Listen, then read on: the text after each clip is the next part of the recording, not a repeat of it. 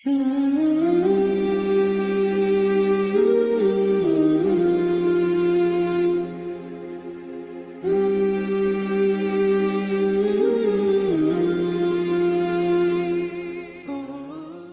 باری تعالیٰ ہے،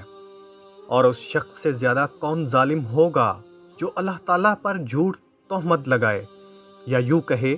کہ مجھ پر وحی آتی ہے، حالانکہ اس کے پاس کسی بات کی بھی وحی نہیں آئی۔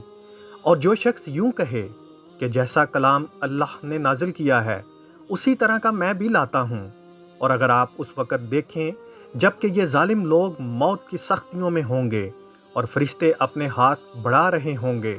کہ ہاں اپنی جانیں نکالو، آج تم کو ذلت کی سزا دی جائے گی،